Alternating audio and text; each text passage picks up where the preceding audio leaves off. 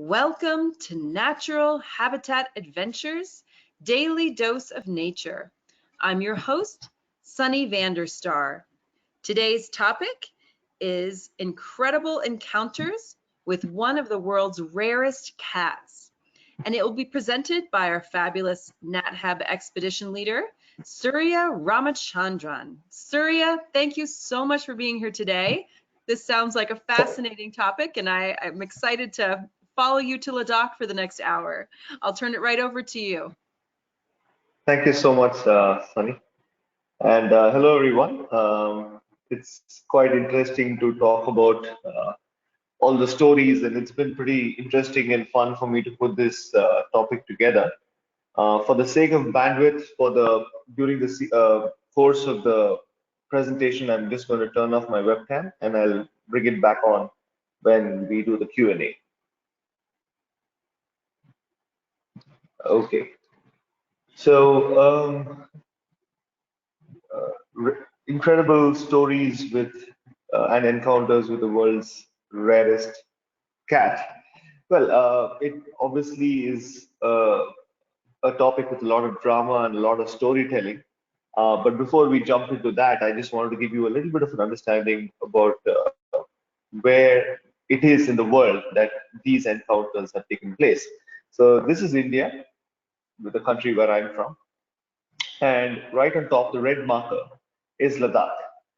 And the interesting thing about Ladakh is a lot of people consider the northern boundary of India to be the Great Himalayan Range, but Ladakh is a part of India that lies to the north of the Great Himalayan Range. So it's actually part closer to Tibet and the Karakoram and Central Asian landscape conditions as it is compared to the rest of India. So this is the kind of transformation I visually went through when I visited Ladakh in 2016 for the first time. That was 6 years ago. And that's when I started working there. So I used to work with tigers and frogs and snakes and rainforests. So I had a very, very different wilderness experience till then. And in 2016, I went up to Ladakh to try and start working with the communities who were protecting the snow leopards in their backyard. And to the right is what I saw in Ladakh, and to the left is what I was used to. So it was a lot of getting used to in terms of in every way, actually. So this is kind of the landscape of Ladakh.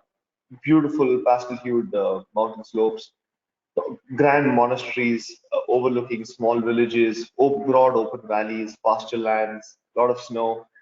All of this is very different from the rest of the country, especially for me. I'm from the southern part of India, so I live by the coast where it's hotter and humid and humid. It's something like Florida, you can say. And to go to Ladakh and work there was something I had never imagined, and it took a lot of getting used to at the start. And even by the way of people in Ladakh, it's interesting that it's like visiting a foreign land for us Indians, because even though we know that it is part of the same country, in every way, the way what they eat, and how they dress, the religion they practice, and the language, everything was alien in many ways to me, and it took a long time to understand who I was talking to, or what their emotions were, what their cues were. So it is a very, very interesting and totally, it's like moving to a different country. That's kind of how I felt when I went there in 2016. And slowly I started to fall in love with this place. And I started falling in love with this place, definitely. But as a naturalist, as an expedition leader, as someone who's keen on biodiversity and who's worked in rainforests, my first impression of the landscape was it looks lifeless. I mean, it's just hot and dry in the summers and cold and dry in the winters. There's not much vegetation, there's not much trees, it's just a lot of rocks and barren slopes and scree slopes. I was like, why am I even here to look for wildlife or to work with wildlife? What am I really going to achieve? Why did I come all the way across the country to do this? I mean, yeah, it is beautiful, but what more? And that's when I was put on to a local community of village trackers who the NATAB expeditions also work with. And they told me how to look at the mountains in a totally different way. They taught me the routes, they taught me how to spot things, how to track things. And it was a different world once I started joining them. So all they said was start taking a closer look at things differently. Just don't cast a blind glance at the mountains. Start looking at things from a different perspective. And that's kind of how my journey in Ladakh with wildlife started. And of course, the star species there, the hero of these mountains, as they call the gray ghost, was a snow leopard. And when I went there for the first time in 2016, I was really excited. As a kid who loved wildlife, I mean, I couldn't have imagined ever going up to the mountains of Ladakh and trying to look for snow leopards. I mean, it sounded bizarre. I mean, it's supposed to be an animal you never get to see. And why? What am I doing here trying to set up an operation where people come and see snow leopards? I mean, what are we really trying to achieve? And so it was like a dream come true in many ways, and also a lot of questions lingered in my head. So yes, these mountains were the home of the snow leopard, and of course there was other specialized wildlife too, like a lot of wild sheep. There's a lot of different wolves and foxes and weasels and all kinds of interesting stuff. So it was something I was really looking forward to, and my first stint there was a continuous 6 months, in working out of the small village where the trackers are from, which is also where the Nat expedition to see snow leopards goes to. And this is what I was looking at for the first few weeks, and then it extended on to months. So basically, I was there walking these mountains, walking these trails, staring at the rocks. But for the first 3 months, I was by myself and I couldn't even find anything. I mean, I found some wild sheep, but in a sense, I couldn't find snow leopards. I couldn't even understand where to start looking for them in these mountains. So it was like I was lost, and I was supposed to be someone who has worked in wildlife for 10 years before that. But in Ladakh, I was absolutely lost for the first 3 months. And then what we started doing was we started setting up camera traps to understand, for me to understand what the patterns of movements of these cats were. And I think what it actually did for me was it made things a lot more frustrating, simply because that's me in the camera trap. And that was my first snow leopard on the camera trap. And we had snow leopards walking past every camera trap. So they were walking the same trails I was walking, they were the same slopes I was scanning, but I could never find them. And it was like the strangest thing. It was like we know that they're sometimes they're walking just like 10 minutes behind you after you set up a camera trap. But I still can't seem to find them. And that's when I was joined by one of the head trackers of the village. His name is Sewang Norbu. And he took me on a walk for a couple of days. So we walked and we scanned and we did all kinds of things after 3 months. And he was busy before that with his harvest duties. Farming in Ladakh is a very social thing, so he had to be a part of that. And once that was done, he joined me to show me around. And once he joined me, I got to see my first snow leopards. It was like amazing. It was like I was blind and someone just gave me new eyes. I mean, the way he spotted stuff in that landscape was just something incredible. It's like they say some people have more rods in their eyes, more acute senses in their vision, and that's kind of how I felt when I spent time with Norbu.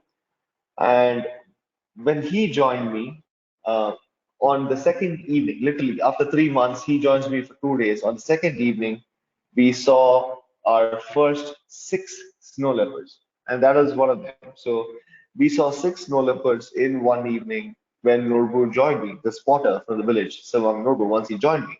And I was standing at these slopes for 3 months with absolutely nothing. So it is all about having the local expertise, and that's what I really wanted to learn. And that was my focus after that. So snow leopards done, I was over the moon. I was looking at them through the scopes and the binoculars. They were really far away, my first snow leopards, but I couldn't really make out much detail. But just the feeling of watching a snow leopard go past a mountain ridge was something absolutely incredible. That's something that I had not felt before. And I knew the journey from there had to go uphill. So that was one positive for me. So after that, I started working in Ladakh a lot more, and I had to wait. I had a lot of good sightings of snow leopards, a lot of interesting encounters. Obviously, a lot of them, the best encounters always are the ones where you don't have any photograph, unfortunately, but they're all in my mind. But to put that across as a story might be difficult because I really don't have any visual representation of those. But After a while, I did get a chance when I had my camera to get close to a wild snow leopard, and that was something quite incredible. So this in this presentation, I'm trying to put together a mix of stories, some of them a little drawn out, some of them really short, some of them with a conservation impact, all kinds of things, so that you get a complete picture of what it really means, even for someone who's been there for 6 years, when every time they see a snow leopard in the wild. So the first time I got to see a snow leopard really well, like in daylight, where you could see the patterns and everything, was when we came across a kill in a nearby village. And this snow leopard was just resting on a ledge about 200 meters away from us. So I just set up the scope and the camera and the binoculars, and the guests were all around us. And we spent the whole day watching this cat. And as evening came, the cat decided to descend down towards his carcass. And it was a young male snow leopard, absolutely flawless, no scratch marks, no deformities to the face. He looked like the perfect cat. And I could, for the first time, see the various patterns and how they moved and how their body kind of twitched every time they sensed something. It was like absolutely gorgeous. This snow leopard came down and then just settled about 100 meters away from us on a rock. And he was just like resting on there. I mean, here's a wild snow leopard just resting on a rock 100 meters away from us. And he was just rolling over and playing and just staring at the sky, sleeping, waking up, doing all kinds of stuff. And then the snow leopard got up, sat up, and looked straight towards us. And I'll never forget that sight. Just look at that cat. It's absolutely gorgeous. The fur, the patterns. It was like he was just made in the factory and brought out without any scratches. It was something absolutely incredible. The snow leopard sat over there, and we were all sitting quietly with our cameras and binoculars, just watching. And then, when we thought all of this was incredible enough, the snow leopard did something we didn't expect him to do. He decided to walk through an old Buddhist monastery. I mean, seeing a wild snow leopard is incredible enough, but seeing a wild snow leopard walk through ruins of a Buddhist institution was something I'd never thought I'll see. And that was, this image is very special to me because it really talks about how much the community conservation of snow leopards has gone ahead from the years it was started by the Snow Leopard Conservancy and initiated by the scientists. So it is actually quite incredible to imagine that a snow leopard is comfortable walking through the ruins of a village at the edge of a village with about 20, 30 people watching him from a 100-meter distance. So that shows that the conservation impact of community tourism has come a long way. And the snow leopard just settled there amongst the ruins. As you can see in this picture, there were some stupas and there were some old walls, and he just sat there, watched all of us for some time, and then finally descended down to the kill. And definitely, till today, I've seen quite a few snow leopards since in the last 6 years.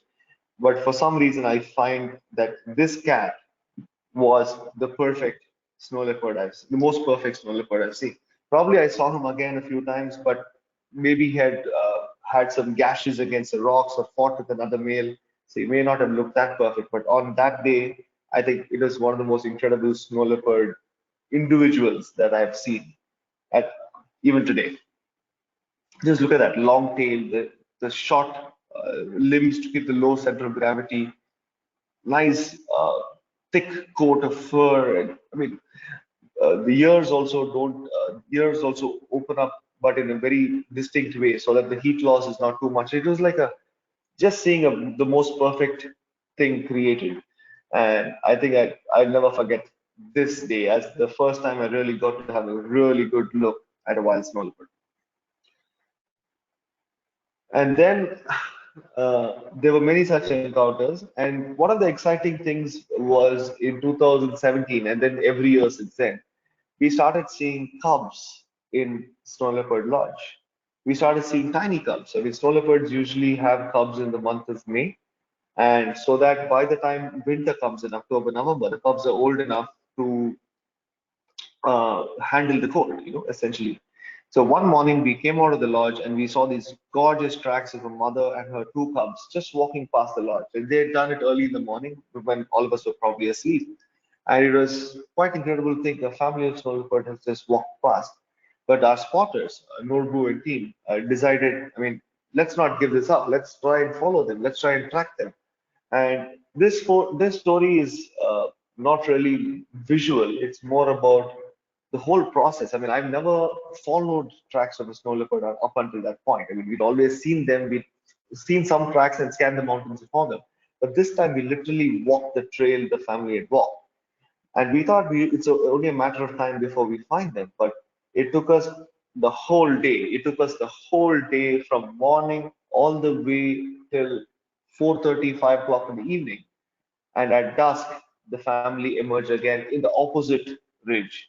And this is the first time I saw really tiny cubs. I mean, these cubs are about 4 or 5 months old, and it was incredible finding them. So it's not a close encounter, it's not a great photographic encounter, but just the process of tracking snow leopards in the backyard of the village, along with the villagers themselves, and then seeing the cubs and the mother being really bold in their ways, showed us that a lot of good things are happening in this valley thanks to the efforts of the villagers and the efforts of the Snow Leopard Conservancy that is pushing all these initiatives.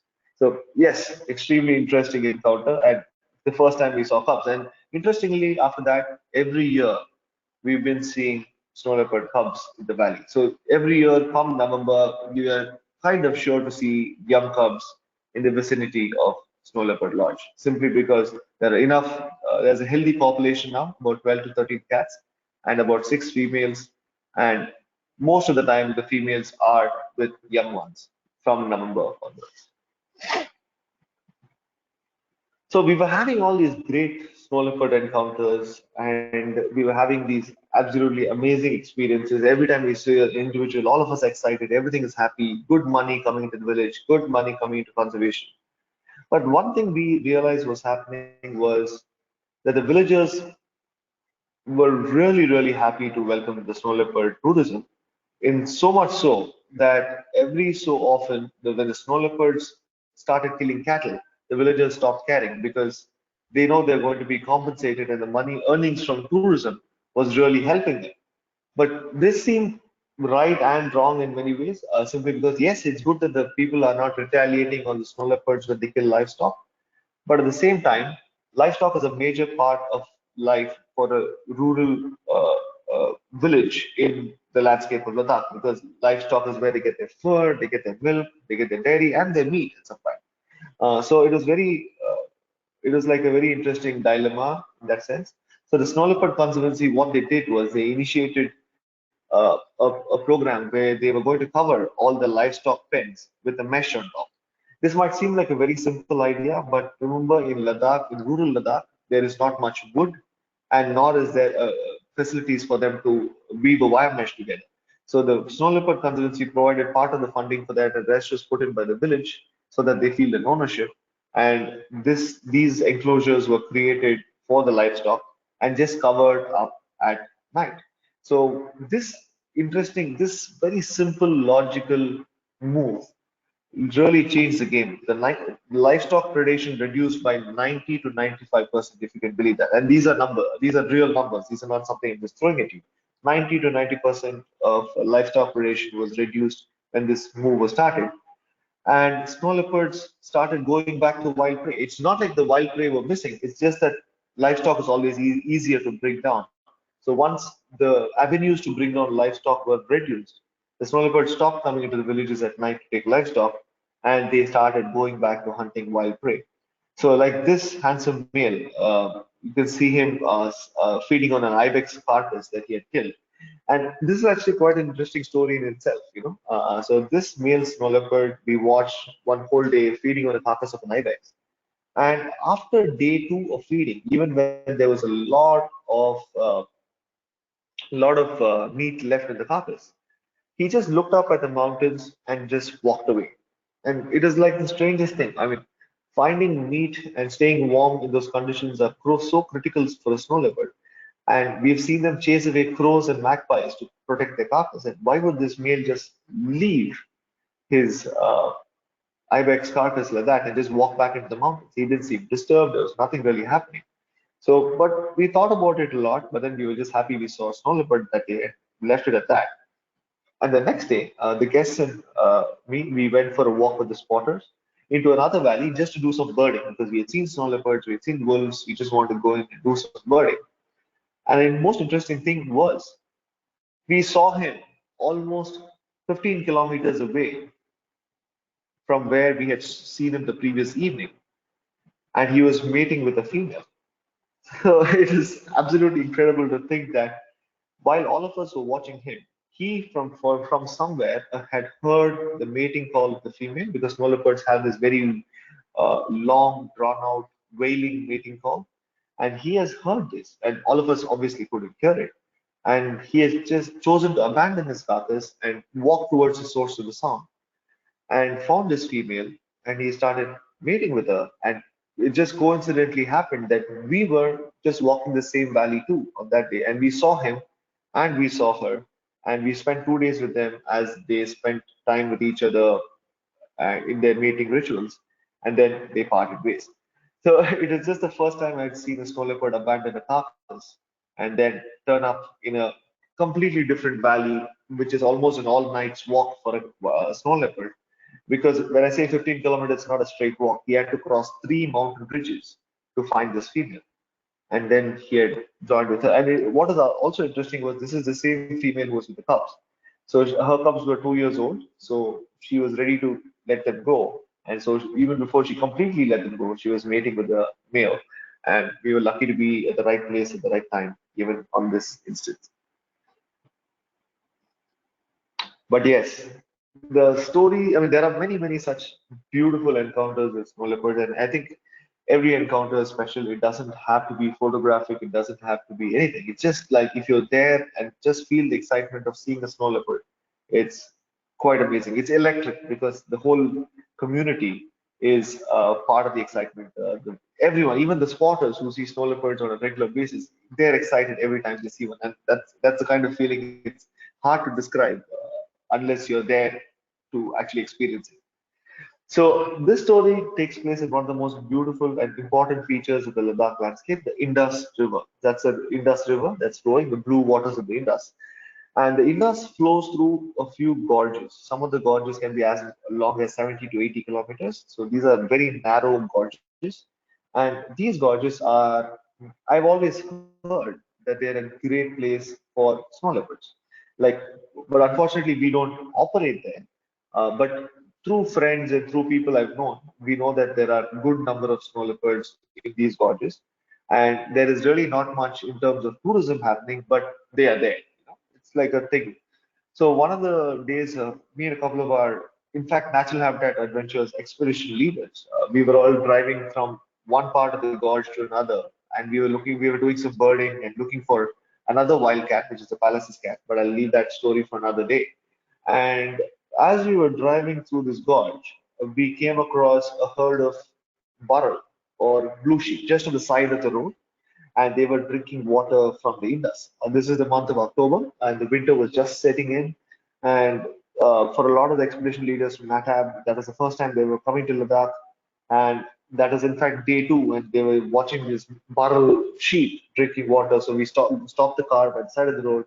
On this side of the Indus, in the opposite bank of the Indus, we um, were watching this burrell, a small herd of burrell drinking water and grazing on the banks.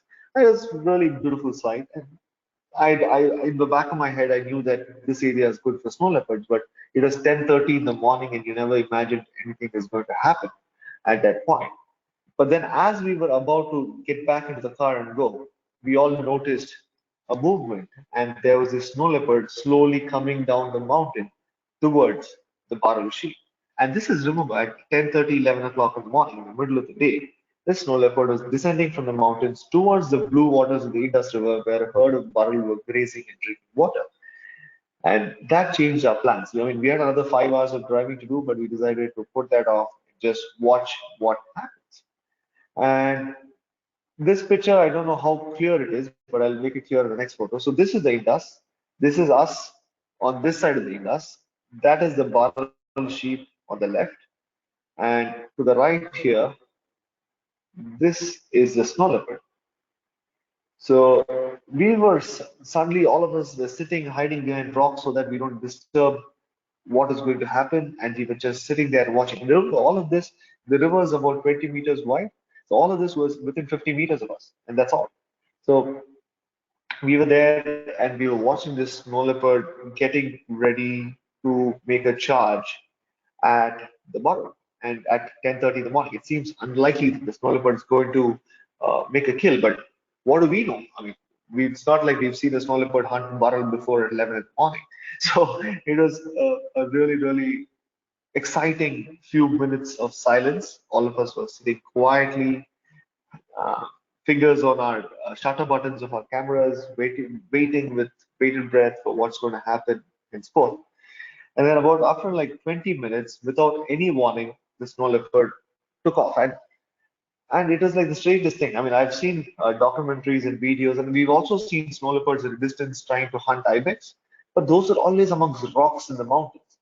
This felt like we were watching a cheetah in the African savannah chasing gazelle, you know? It was like the most, it was like the strangest thing. I mean, look at this frame. It is this like tall grasses and a snow leopard running through it, chasing wild sheep. But for some reason, it feels like the African savannah. So it was like a very interesting thing. Just and it all happened in a matter of seconds because the cats is so fast. Every jump of that snow leopard was about 10 to 15 meters. Uh, she was covering 10 to 15 meters in every jump, and it was quite incredible to watch. And she went towards the barrel, but obviously she had mistimed the hunt. Maybe she should have been more patient. Maybe in the middle of the day is obviously not the right time, possibly. So the barrel got away, but we were just there, jaws like wide open, wondering, wow, what did we just witness? But interestingly, this wasn't the best part. The snow leopard, after the hunt, was so exhausted that she just went to a rock across the Indus and sat down.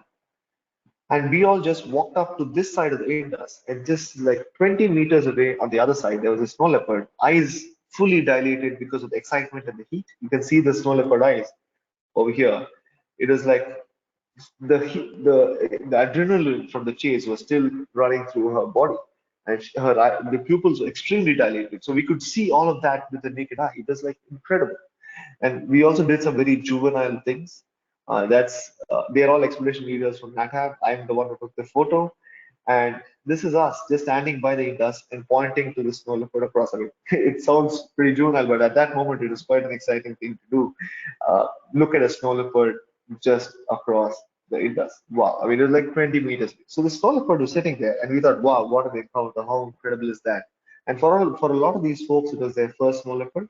So it was like job done, everyone's happy, let's go. But then the strangest thing happened. The snow leopard settled there for a while, started yawning, and she noticed something on our side of the river, but behind us. Definitely not us, don't worry. But behind us, she noticed there was something happening. We could, because it was a steep gorge, we couldn't see what she was looking at, but it caught her attention.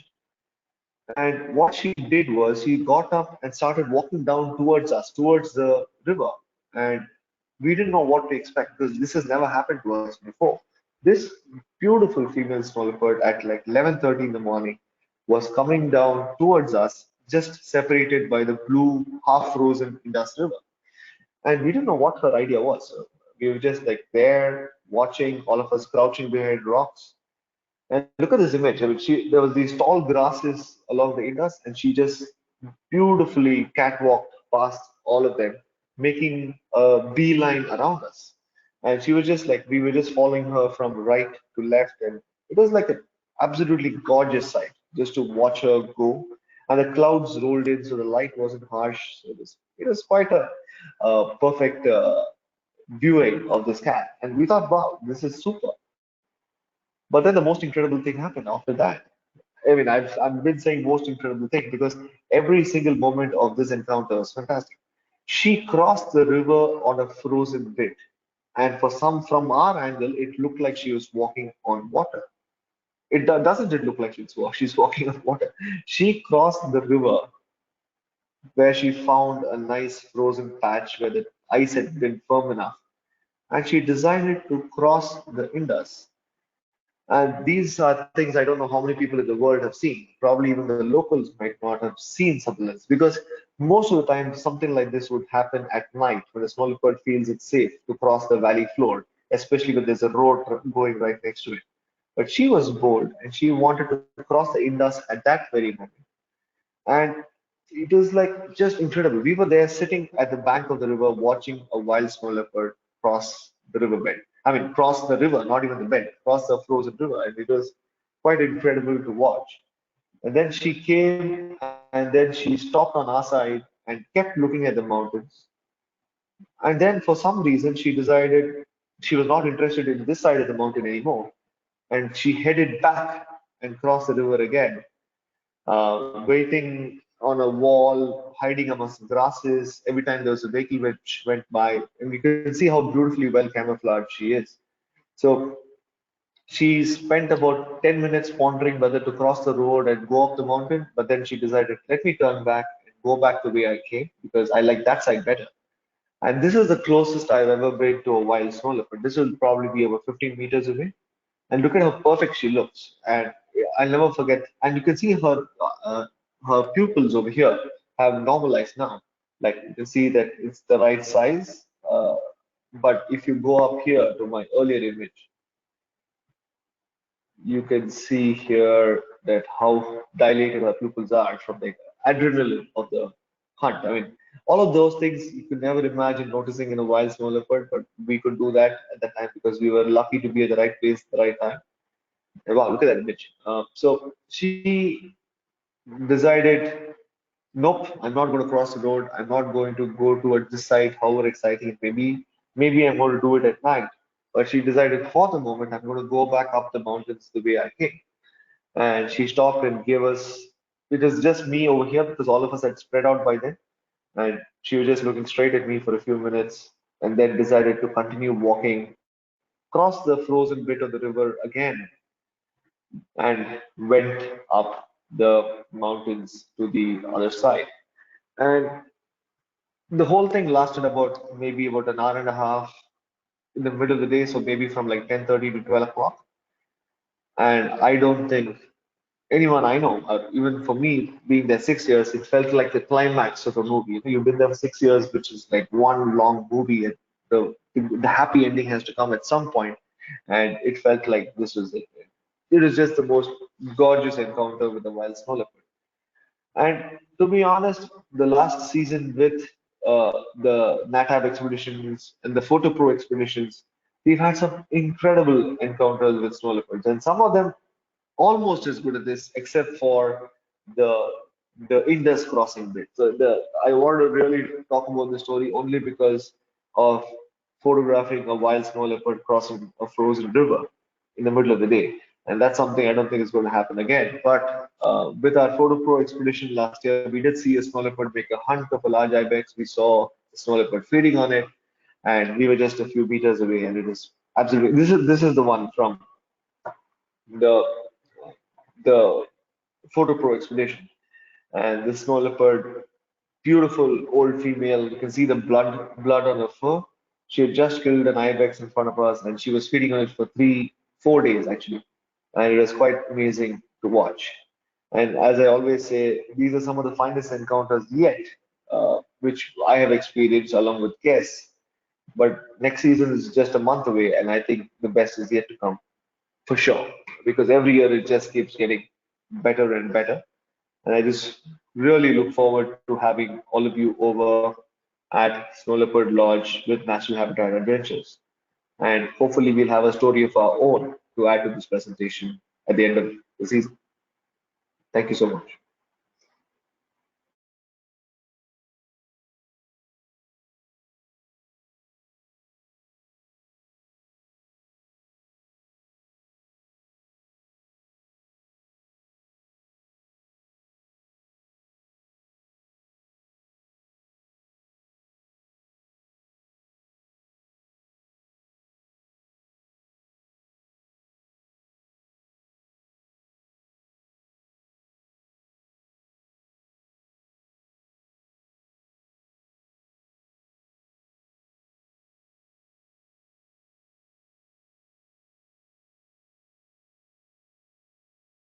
I apologize. I thought you could hear me.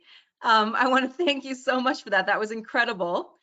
Before we start the Q&A, I want to remind everyone that they can submit questions via the questions field in the control panel. Can you hear me now?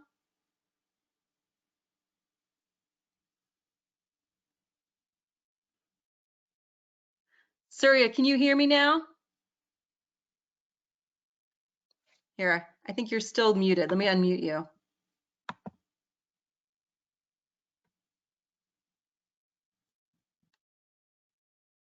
You're still muted.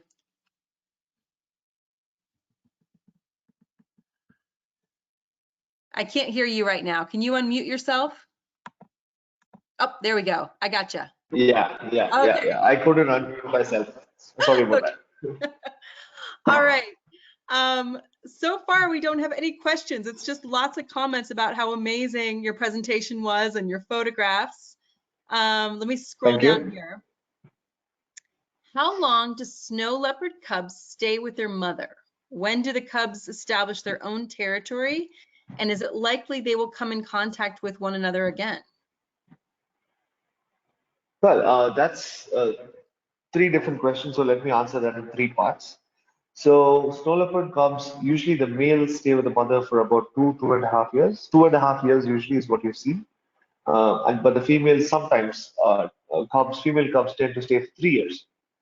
And we have seen that male like brothers from a litter, they tend to stay together for like 6 to 7 months or even a year after they've separated from the mother.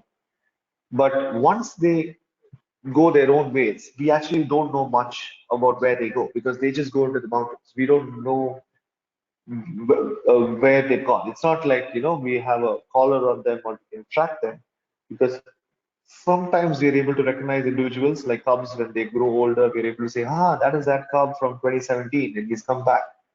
But most of the times, we really don't know what happens. I mean, they just go into the mountains, they find their own spaces.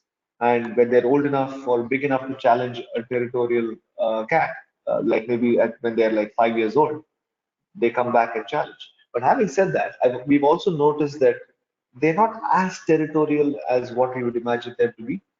Because I've set up a camera trap once along with the team, and we have seen four individual adult snow leopards, including two males and two females, crossing the same path in like a matter of days. So they are kind of have overlapping territories.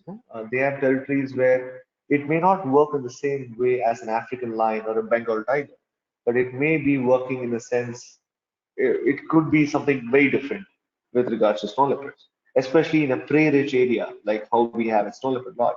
We do support quite a lot of snow leopards locally. The population is quite high.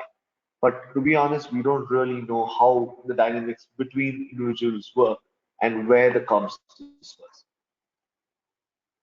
Okay, thank you for that. Why do you think there are so many more encounters now? Are the cats becoming accustomed to seeing people? Do you think they're just more comfortable with people at this point? But let me start by saying when something is rare, people automatically say it's shy. Oh, it's a shy animal. It's not really the case. So in Ladakh, snow leopards have never been shy, and even the locals or the older people who talk about snow leopards don't talk about them running away at the sight of humans. But why are we seeing them more? I mean, there could be two reasons. One is we are obviously looking for them more. The whole village is involved. Multiple villagers are involved in looking for them. Everyone wants to see them because they want the guests to see them. So there is a network of tracking and spotting wild snow leopards. Number one, and number two, slowly with the efforts and the money coming into the community from good snow leopard tourism, obviously the retaliatory killings and the attitude towards wild snow leopards is different. So, and the prey population. So slowly the prey population is coming back into these valleys. Remember, all these places where we work with snow leopards are not protected areas. They're not national parks. They're just backyards of villages. So now when we have herds of like 100 ibex or 50 ibex and 40 urial sheep, obviously the snow leopards are also going to come back into the region in greater numbers. So it is a mix of people seeing more and good quality conservation efforts by the community. So I think that would be the reason. And definitely, I don't think snow leopards are uh, have ever been skittish. I think they are very graceful. Even if they're not comfortable, they just walk away and sit. But they would never like run away. As far as not that's not what my experience has been. So they're quite fine. If you give them the space, they go about doing their own thing. Interesting. And do the snow leopards have any natural enemies? Well, I would say for a young snow leopard, the natural enemy would be another adult snow leopard who is not his father, definitely.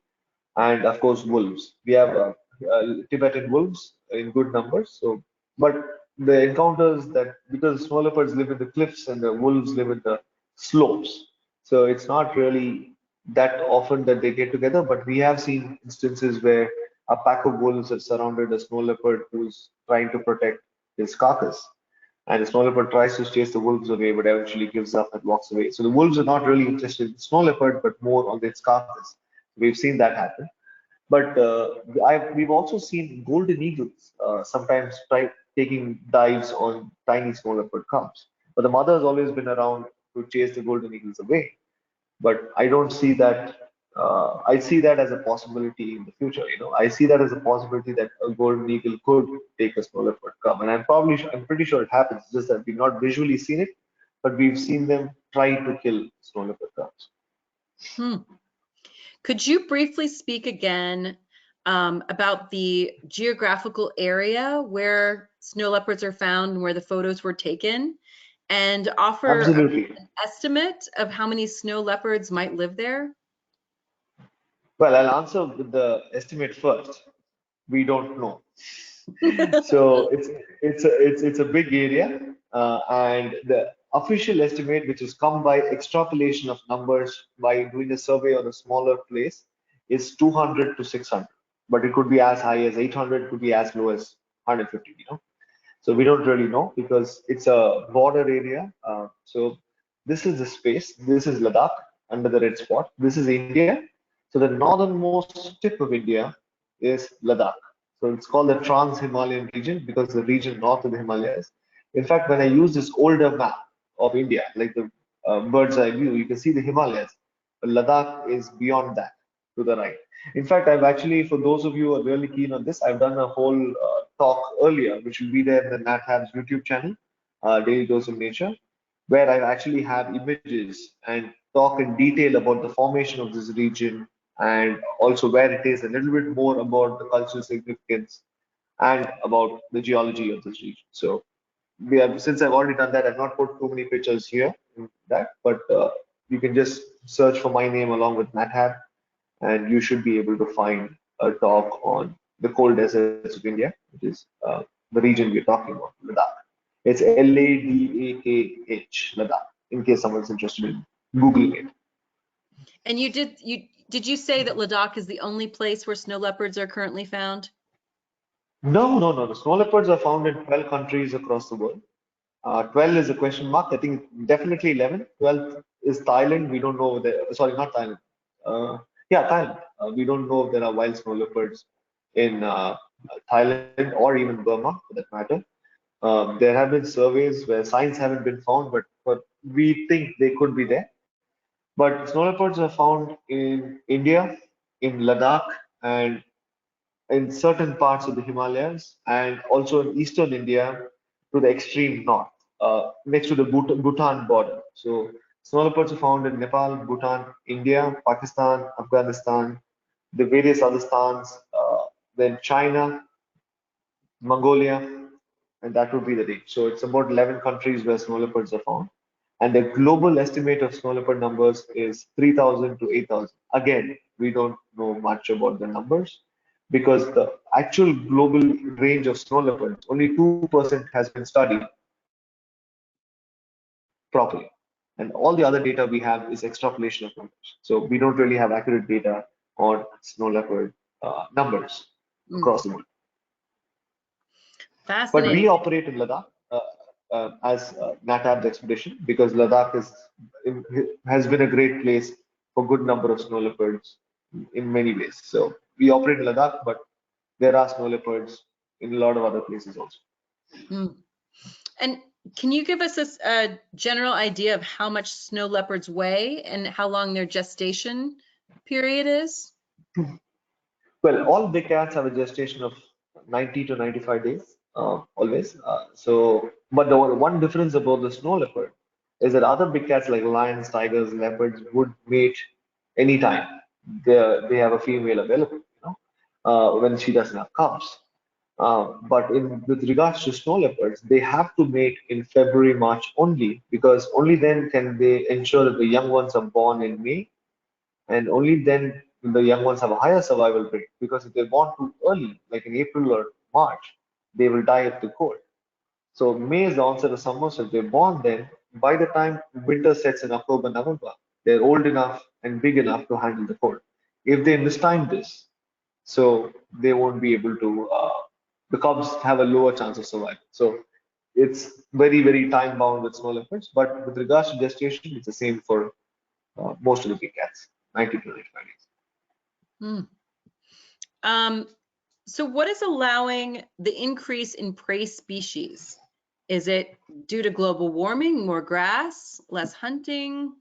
Do you have any idea what could be increasing the number of prey species? Yeah, so definitely less hunting. Not that Ladakh was ever a region where there was much hunting, but there's always been a competition with domestic livestock for grazing grounds for wild prey. So what is what the one of the initiatives that the villagers came about was in certain valleys where they realized there's a lot of ibex or a lot of urial, they stopped sending their cattle in on a daily basis. So they wanted the grasses to come back on the valley floor so that the wild uh, ungulates like ibex and wild sheep like urial can come down to the grasses comfortably. But I think it is just overall a gradual process. We can't put one reason as to why the prey numbers are increasing. Yes, there is definitely enough wild spaces around, and possibly the prey numbers haven't really increased. We're just seeing them more and more now, simply because the grazing grounds around the villages are accessible to them. So that could also be a case. But we have definitely seen a steady increase in the numbers, but we are not sure what exactly we can attribute that to. Snow leopards, yes, prey is increasing, conservation efforts, yes, all of that. But with regards to prey, not really sure. It could even be simple things like disturbances in a nearby region that the prey have moved from there to here. So it could be something as simple as that. So in areas where the villagers don't kill snow leopards for killing their livestock, are you seeing more snow leopards and are they becoming bolder? Does their behavior seem altered in any way? No, the behavior hasn't seemed altered in any way, for sure. Snow leopards, especially the old ones, were always taking livestock. And even today, retaliatory killing happens in different parts of Ladakh, where in remote villages, when snow leopard sometimes gets into a pen and kills 30 to 40 sheep in one night, it's a big loss for the farmer. So ever so often they kill the snow leopard or poison it. So it's not because of any malice. It's a huge loss, and you can understand in the remote mountains you're not going to get government support, and that happens. I'm not trying to justify that, but I'm just giving you a reality of what happens. But yes, everywhere where there is good income, which is directly attributed to the presence of snow leopard tourism is happening. Yes, the attitudes of people have changed, and snow leopards are now more welcome in those regions, despite the fact that in some places the livestock pens are not covered and snow leopards still occasionally take livestock, but people are willing to overlook that because of the added benefits of snow leopard conservation tourism. But interestingly, I'd like to point out here, we, all these things they talk about snow leopards, for some reason people aren't yet ready to accept wolves in the same way. The wolves Hmm. are still poisoned and killed across Ladakh, but the same people who love and protect snow leopards, for some reason, don't want to care about wolves. So I think it's a big concern, the number of wolves that Ladakh had and what it has now.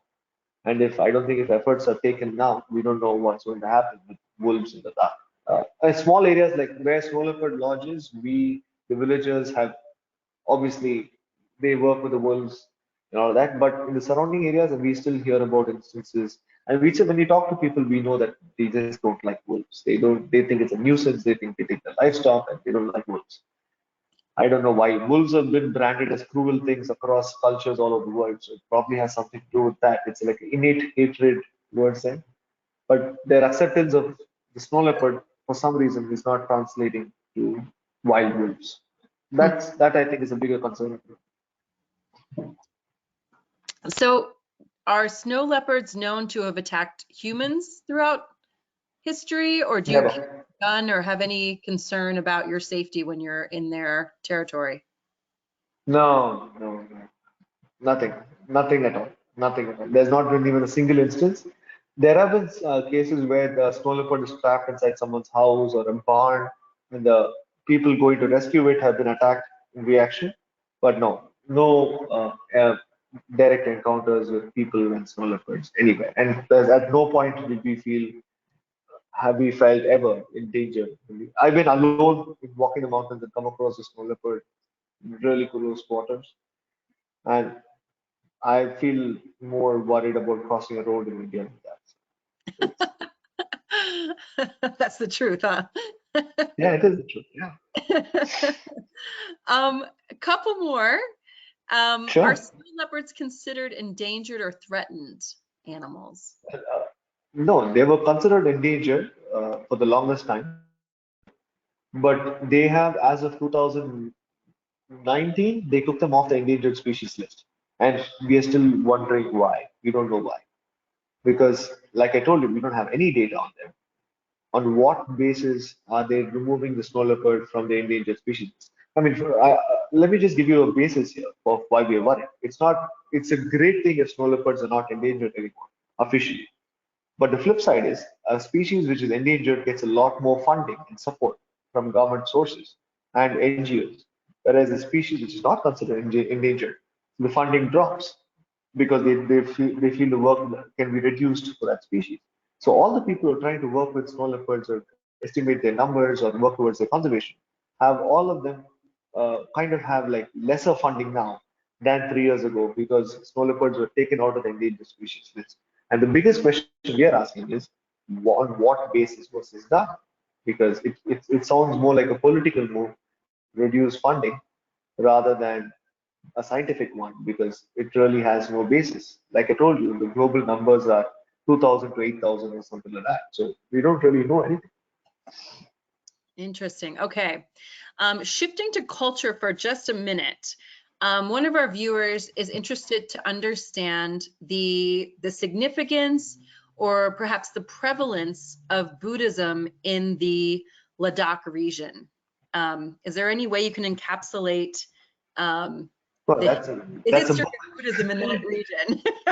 That's a big question. Yeah, it's a book in many ways. But let me try to put this simple way. So Ladakh has two main religions. One is Buddhism, which is 60%, and 40% of Ladakh, especially towards the west, is Islam. So they are these two religions in Ladakh, Buddhism and Islam. And the Buddhism in Ladakh is very different from what you might see in Thailand or Japan. It's called the Vajrayana Buddhism. So Vajrayana, Vajrayana Buddhism.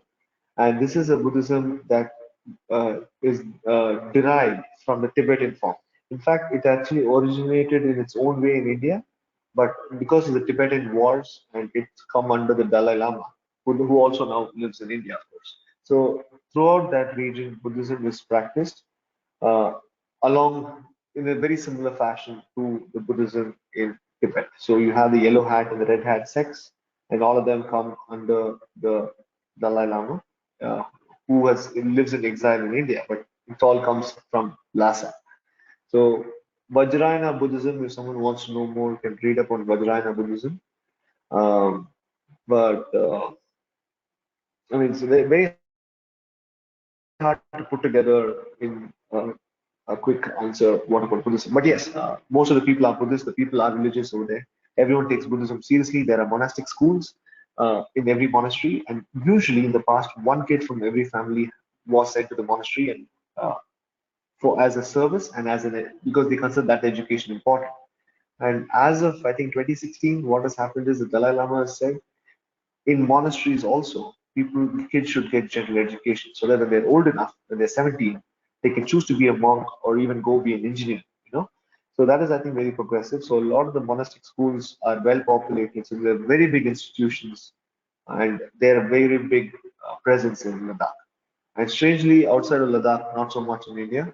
Obviously, there are other Himalayan regions of India where it's happening, but the majority of India doesn't see much Buddhism as compared to Ladakh.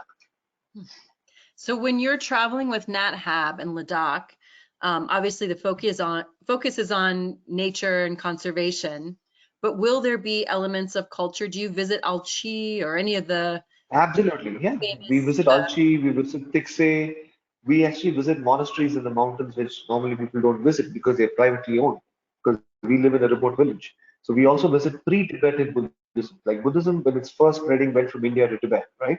So there are also sites where of Buddhism in the mountains where they're not considered holy sites anymore, but because it's a long lost form of Buddhism. So we visit that also. So we do multiple different things culturally in Ladakh too as a part. So it's not like when there is a snow leopard being seen, we're going to leave that for a monastery, but then there's nothing happening. We have multiple different things that we do, which encapsulates people and culture and religion. Fascinating. Well, that's all we have time for right now, unfortunately. So I'll turn it back to you for any closing comments. Well, the snow leopard season starts from November. I think the first NatHab departure is in uh, December. And I really hope, based on how the last few years have been, I really hope to come back to you all with more stories and better news from the conservation forums of snow leopards, and more importantly, wolves. So let's all kind of start talking about wolves in India and Himalayas, and as much as we talk about snow leopards. Maybe I'd like to say that. Thank you to everyone who tuned in today. Please join us again tomorrow for our next daily dose of nature. You can check out this week's lineup, including registration links, on our website at nathab.com/webinars. We did record today's presentation, and we will have the replay available on our website soon. With that, I'll conclude the webinar. Goodbye, everyone.